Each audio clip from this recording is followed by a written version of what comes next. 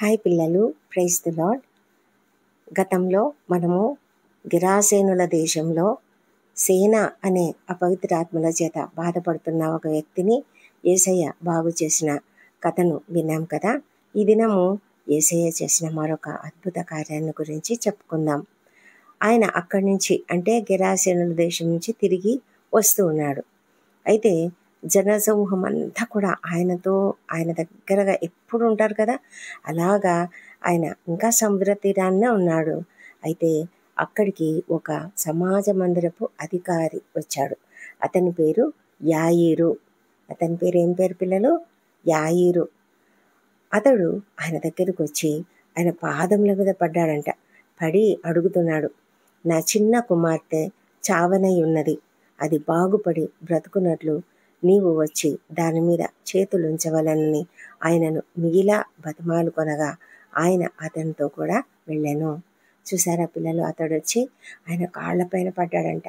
పడి, ప్రభా, నా చిన్న కుమార్తె చనిపోవడానికి సిద్ధంగా ఉంది, ఆమె అనారోగ్యంతో బాధపడుతూ ఉంది, ఆమె తిరిగి బాగుపడి బ్రతికేలాగా నువ్వు వచ్చి మా ఇంటికి వచ్చి ఆమెను ముట్టు, ఆమె మీద చేతులుంచు అని చెప్పినప్పుడు చాలా బ్రతిమాలుకున్నాడంట. అప్పుడు యేసయ్య ఏం చెప్పాడంటే, సరే సరే నేను వస్తాను అని చెప్పి అతనితో కూడా వెళ్తూ ఉన్నాడు.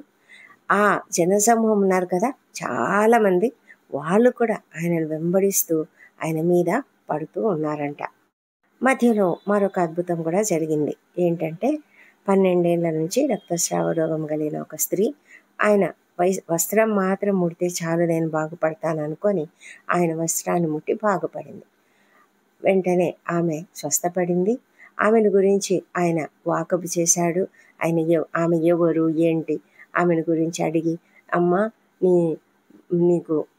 నీ విశ్వాసం నిన్ను స్వస్థపరిచింది, నువ్వు సమాధానం గలదానైపో అని చెప్పి ఆమెతో చెప్పిన తర్వాత ఆయన తిరిగి ఆ యాయీరు అనే సమాజ మందిరపు అధికారి దగ్గరికి బయలుదేరుతున్నాడు.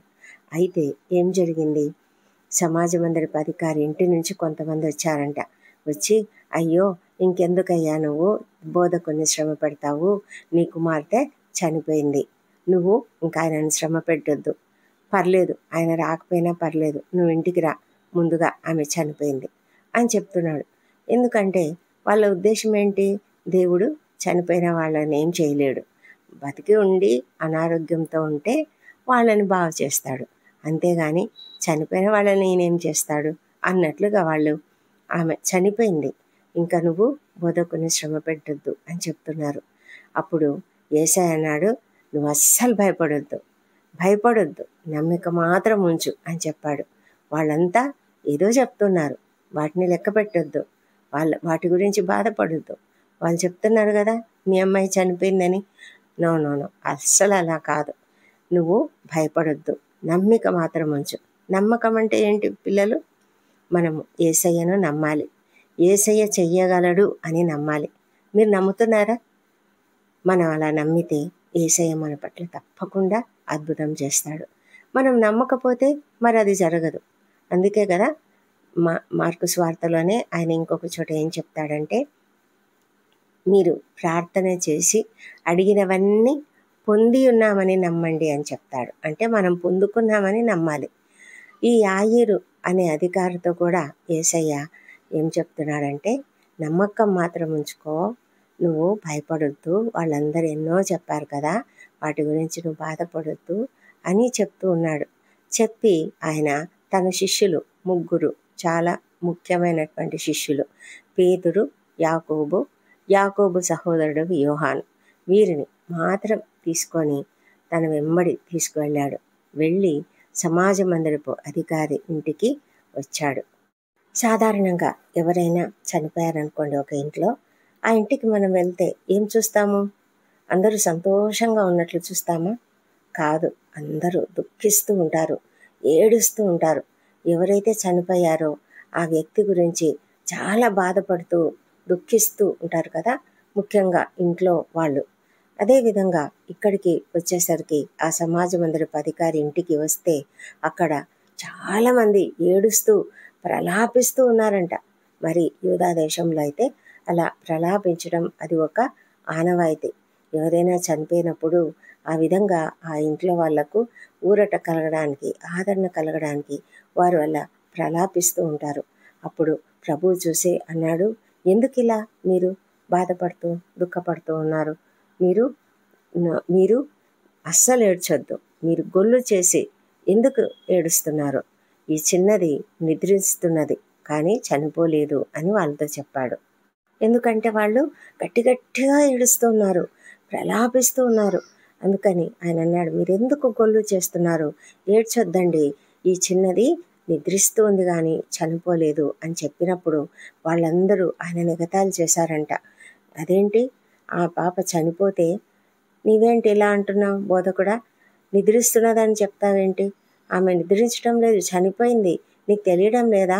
అర్థం కావడం లేదా అని ఆయనను ఎగతాళి చేస్తున్నారంట, హేళన చేస్తూ ఉంటారంట. అయితే యేసయ్య వాళ్ళందరినీ బయటికి పంపించేశాడు. బయటికి పంపించి ఆయన తల్లిదండ్రులను, తనతో ఉన్న తన శిష్యులను మాత్రం వెంట పెట్టుకొని ఆ చిన్న పాప పరుండి ఉన్న గదిలోనికి వెళ్ళాడు. అప్పుడు ఏం జరిగిందో తెలుసా పిల్లలు? ఆయన వారినందరినీ బయటికి పంపేశాడు కదా.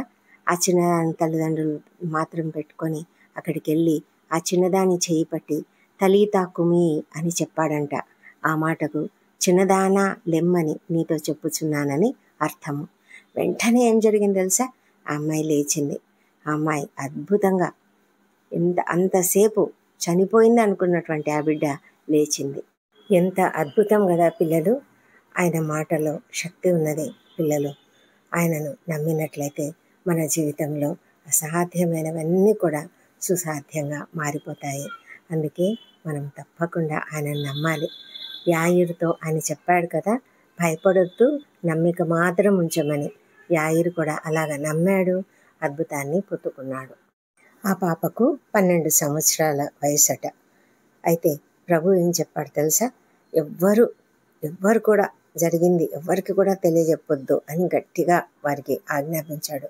ఆ తర్వాత వారికి ఆహారం పెట్టండి అని చెప్పాడు. ఎందుకంటే ఆ బిడ్డ ఆరోగ్యం పొందుకోవాలి కదా, చక్కగా ఆరోగ్యంగా ఎదగాలి. మరి ఆ తర్వాత ప్రజలందరూ కూడా ఎంత ఆశ్చర్యపోయారు. ఎంత అద్భుతం కదా పిల్లలు! నిజంగా దేవుడు గొప్ప దేవుడు. మీరు యేసయ్యను నమ్ముతున్నారా? ఇవాళ కంఠత వాక్యం నేర్చుకుందాం. యేసు చెప్పెను, భయపడకుము, నమ్మిక మాత్రం ఉంచుము. మార్కు సువార్త 5వ అధ్యాయము 36వ వచనము. ఈ వాక్యాన్ని మనం కంఠత నేర్చుకొని చక్కగా దినదినం కూడా ధ్యానించుకుందాం. మరి మరొక స్టోరీతో కలుసుకుందాం. అంతవరకు సెలవు పిల్లలు. బాయ్. God bless you.